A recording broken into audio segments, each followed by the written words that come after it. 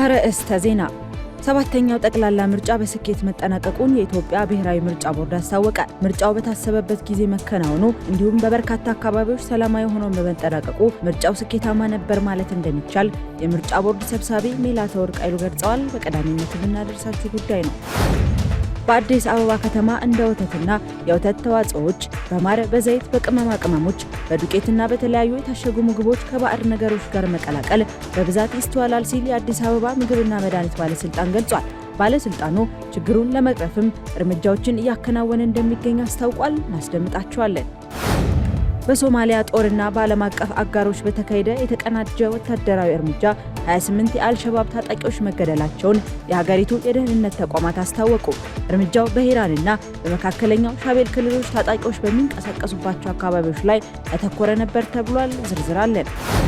በኩዌት ዓለም አቀፍ አውሮፕላን ማረፊያ ህንፃ ላይ የደረሰው የኢራን የድሮንና የሚሳኤል ጥቃት የአካል ጉዳትና ከፍተኛ የንብረት ውድመት ማስከተሉን የኩዌት አጠቃላይ የሲቪል አቪዬሽን ባለስልጣን መግለጹ ተሰምቷል። ዓለም አቀፋዊ መረጃችን ነው። ሰላም ጤና ይስጥልኝ ሀገሬ ቴሌቪዥን ተመልካቾቻችን እንደምን ብላችኋል? የዕለቱ የምሳሳት ዜናዎች ወደ እናንተ መድረስ ጀምረዋል። ከሀገር ውስጥ እንዲሁም ከውጭ ያዝናቸው መረጃዎች ምህረት ደግፍ የማስደምጣቸው ይሆናል። ሰባተኛው ጠቅላላ ምርጫ በስኬት መጠናቀቁን የኢትዮጵያ ብሔራዊ ምርጫ ቦርድ አስታወቀ።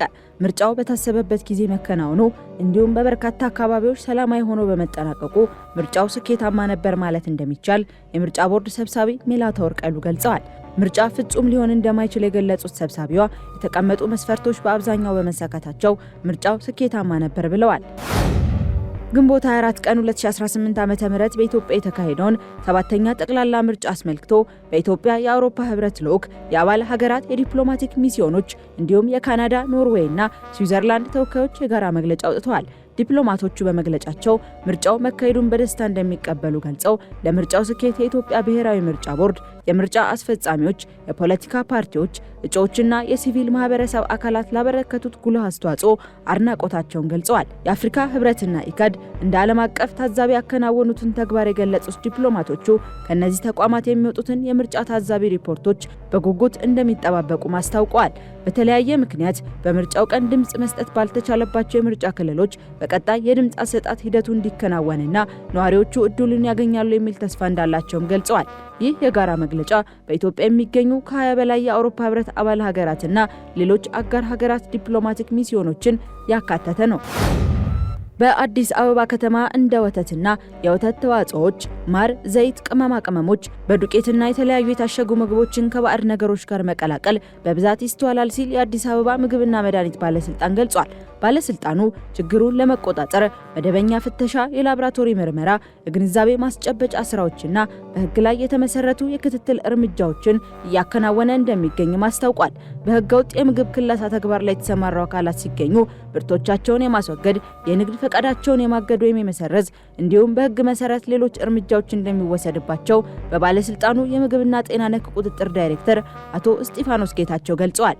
በከተማዋ ህግን የሚተላለፉ የንግድ ተቋማት በመኖራቸው ህብረተሰቡ የምግብ ሽመታ ሲያካሂድ ህጋዊና ፈቃድ ካላቸው ተቋማት ብቻ እንዲገዛ እንዲሁም ጥርጣሬ ያለባቸው ምርቶች በተቋሙ ነጻ ስልክ መስመር 8864 ጥቆማ በመስጠት የቁጥጥሩ አንድ አካል እንዲሆኑ አሳስበዋል። ይህ የምግብ ክለሳ የምግብ መመረዝ፣ የሆድና የአንጀት ህመሞች፣ የጉበትና የኩላሊት ጉዳት እንዲሁም ረጅም ጊዜ የጤና ችግሮችን ሊያስከትል እንደሚችል ባለስልጣኑ በማህበራዊ የትስስር ገጹ አመላክቷል። የዓለም ሜትሮሎጂ ድርጅት የኤልኒኖ የአየር ሁኔታ መከሰቱን ተከትሎ ኢትዮጵያን ጨምሮ በአፍሪካ ቀንድ አካባቢ የዝናብ መጠን ሊጨምር እንደሚችልና ለከፋ የአየር ሁኔታ መዛባት መዘጋጀት እንደሚገባ አስጠንቅቋል። ይህ ክስተት በመጪዎቹ ወራት የዓለምን የሙቀት መጠን ከፍ እንደሚያደርግም ድርጅቱ ጠቁሟል። እንደ ኢትዮጵያ ላሉ የአፍሪካ ቀንድ ሀገራት የኤልኒኖ መከሰት ከመደበኛ በላይ የሆነ ዝናብና ተያያዥ የጎርፍ አደጋዎችን ይዞ የመምጣት እድሉ ሰፊ ሲሆን ይህም በግብርና ስራዎችና በዜጎች ደህንነት ላይ ተጽዕኖ ሊያሳድር እንደሚችል ድርጅቱ አስታውቋል። ክስተቱ በኢኮኖሚና በማህበረሰቡ ላይ ሊደርስ የሚችለውን ጉዳት ለመቀነስና የሰዎችን ሕይወት ለመታደግ የቅድመ ማስጠንቀቂያ መረጃዎችን በአግባቡ መከታተልና ከወዲሁ አስፈላጊውን ዝግጅት ማድረግ ወሳኝ መሆኑንም ድርጅቱ አሳስቧል። በሶማሊያ ጦርና በዓለም አቀፍ አጋሮች በተካሄደ የተቀናጀ ወታደራዊ እርምጃ 28 የአልሸባብ ታጣቂዎች መገደላቸውን የሀገሪቱ የደህንነት ተቋማት አስታወቁ። እርምጃው በኢራንና በመካከለኛው ሻቤል ክልሎች ታጣቂዎች በሚንቀሳቀሱባቸው አካባቢዎች ላይ ያተኮረ ነበር። በኢራን ክልል በተሰነዘረ የአየር ጥቃት የቡድኑ ከፍተኛ አመራር አብዱራህማን አብዱ ሙዳቢሊን ጨምሮ በኢራን ክልል በተሰነዘረ የአየር ጥቃት የቡድኑ ከፍተኛ አመራር አብዱራህማን አብዲ ሙዳሊብን ጨምሮ 6 ታጣቂዎች ተገለዋል። ሙዳሊብ በቡሎ ቡርዴና ጀላላቅሲ አካባቢዎች የሽብር ጥቃቶችን በማቀናጀት የሚታወቅ መሆኑን የሶማሊያ ብሔራዊ ደህንነትና መረጃ ኤጀንሲ ገልጿል። በመካከለኛው ሻቤል ማሳጂድ አልጋዱድ አካባቢ ደግሞ ጥቃት ለመፈጸም ተሰባስበው የነበሩ 23 ታጣቂዎች መገደላቸው ታውቋል። የሶማሊያ መንግስት ከዋሪጅ ብሎ የሚጠራውን አልሸባብን ለማጥፋት ከባለፈው ሐምሌ ወር ጀምሮ ከአፍሪካ ህብረት የድጋፍና የማረጋጊያ ተልዕኮ ጋር በመተባበር መጠነ ሰፊ ዘመቻ እያካሄደ ይገኛል። አልሸባብ ላለፉት 16 ዓመታት በሶማሊያ መንግስት በጸጥታ ኃይሎችና በንጹሃን ዜጎች ላይ ጥቃት ሲፈጽም የቆየ ሲሆን የአፍሪካ ህብረት የሰላም ማስከበር ተልዕኮም በተመድ የጸጥታው ምክር ቤት ውሳኔ እስከ መጪው ታህሳስ ወር እንዲራዘም መደረጉን አስታውሶ የዘገበው ቲአርቲ ኒውስ ነው።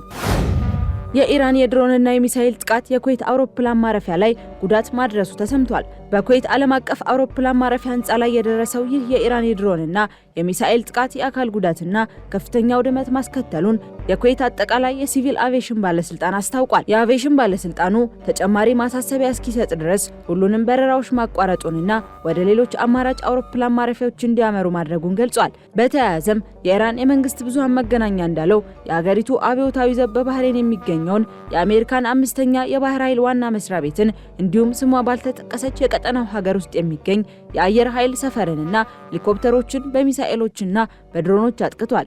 የአሜሪካው ማዕከላዊ እዝ ባወጣው መግለጫ ወደ ባህሬን ያመሩ የነበሩ 3 ሚሳኤሎች በአየር ላይ መመታታቸውን ገልጿል። በኤክስ ማህበራዊ ትስስር ገጽ ላይ በወጣ ጽሑፍም በአሜሪካ ኃይሎች ላይ የተሰነዘሩት የኢራን ጥቃቶች በሙሉ ከሽፈዋል ብሏል ሲል የዘገበው ሮይተርስ ነው። የጃፓን የአክሲዮን ገበያ መለኪያ የሆነው ኒኬ 225 በሰው ሰራሽ አስተውሎት ኤአይ ዘርፍ በታየው ዓለም አቀፍ መነቃቃት ምክንያት በታሪኩ ለመጀመሪያ ጊዜ 68000 ነጥብ በማለፍ አዲስ ክብረ ወሰን አስመዘገበ። በዛሬው ዕለት ገበያው የ3% ጭማሪ ያሳየ ሲሆን ይህም በፈረንጆቹ የ2026 ዓመት ብቻ ገበያው በአጠቃላይ 33% እድገት እንዲያስመዘግብ አስችሎታል። ይህ ከፍተኛ ግስጋሴ በዓለም አቀፍ ደረጃ ለከፍተኛ የቴክኖሎጂ ውጤቶች ባለው ፍላጎትና በጃፓን የገንዘብ ምንዛሬ መዳከም የተገኘ መሆኑን ተንታኞች ገልጸዋል። በተለይም እንደ ቶኪዮ ኤሌክትሮን እና አድቫንቴንስ ያሉ በሴሚኮንዳክተር ኢንዱስትሪ ውስጥ የተሰማሩ የጃፓን ኩባንያዎች የገበያ ዋጋቸው በከፍተኛ ሁኔታ ጨምሯል። ሶፍት ባንክ የተሰኘው ኩባንያም በቅርቡ አውቶሞቢል ግዙፉን ቶዮታን በመቅደም በገበያ ዋጋ የጃፓን ትልቁን ኩባንያ ለመሆን በቅቷል። ይህ የጃፓን ስኬት የዓለም አቀፍ የቴክኖሎጂ ተጽዕኖ አካል ሲሆን እንደ ጎግል ያሉ የአሜሪካ ግዙፍ ኩባንያዎች በፈረንጆቹ 2026 ብቻ ለሰው ሰራሽ አስተውሎት መሰረተ ልማት እስከ $800 ቢሊዮን የሚደርስ ወጪ ያደርጋሉ ተብሎ እንደሚጠበቅ አልጀዚራ ዘግቧል። ተመልካቾቻችን ለሰዓቱ ያዝናቸው መረጃዎቻችን እነዚህን ይመስሉ ነበር። ከቀሪ ጣቢያው ፕሮግራሞች ጋር መልካም ቆይታ